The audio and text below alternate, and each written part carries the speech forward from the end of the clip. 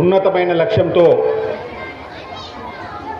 భావి భారతం మానసికంగా శారీరకంగా శక్తివంతులను చేయాలనే దృఢమైన ఉన్నతమైన సంకల్పంతో ప్రారంభమైన ఈ బాలోత్సవానికి శ్రీకారం చుట్టినటువంటి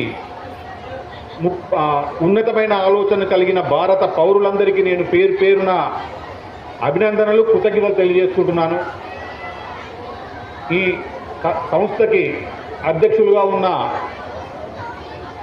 భూపతి వెంకటేశ్వర్ గారికి, కార్యదర్శిగా ఉన్న సోమయ్య గారికి, కోశాధికారిగా ఉన్న నాకు చిరకాల సహచరులు పెద్దలు బుచ్చిరెడ్డి గారికి, ఈ కార్యక్రమంలో నేను చూస్తున్న నా గురుతుల్యులు పెద్దలు పాత్రికేయ సుసంపన్నులు వినయ్ కుమార్ గారికి, వారి సహచరి విజయలక్ష్మమ్మ గారికి, ఎదురుగా ఉన్న మీ అందరికీ పేరు పేరున నా నమస్కారాలు.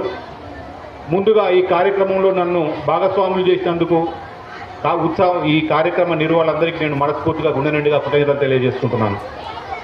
ఇదే సమయంలో నిజంగా కూడా నాకు చాలా ఆనందంగా ఉంది. చాలా రోజుల తర్వాత ఇంతమంది విద్యార్థులను ఒక దగ్గరికి చేర్చి ఒక ఉన్నతమైన లక్ష్యంతో భావి భారతాన్ని శక్తివంతమైన దేశంగా, ఆ దేశంలో తెలంగాణ ప్రపంచ దేశాలతో పోటీ పడే రాష్ట్రంగా ఈరోజు మీరు ప్రతి ఒక్కరూ కంకణం కట్టుకుంటారని నేను మనస్ఫూర్తిగా విశ్వసిస్తున్నా.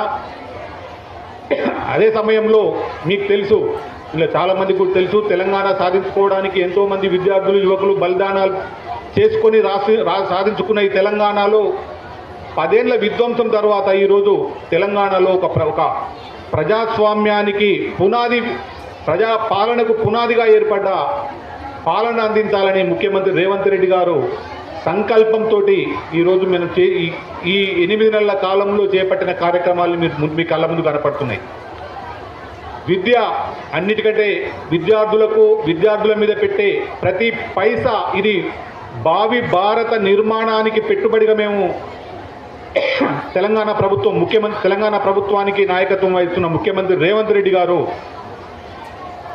గట్టి సంకల్పంతో విద్య మీద పెట్టే పెట్టుబడి ఇది కేవలం ఒక సంక్షేమం కాకుండా ఇది బాధ్యతగా తెలంగాణ విద్యార్థులకు అందించాలనే కోరికతో చేస్తున్నారు. మీరు చూస్తున్నారు, ఈ విద్యా సంవత్సరంలో కూడా విద్యా సంవత్సరం ప్రారంభం నాడే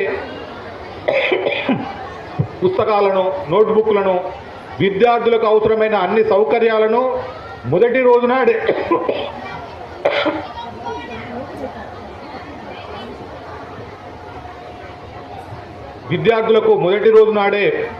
పుస్తకాలను, నోట్బుక్లను అందించిన ఘనత తెలంగాణ ప్రభుత్వానిది, ముఖ్యమంత్రి రేవంత్ రెడ్డి గారు.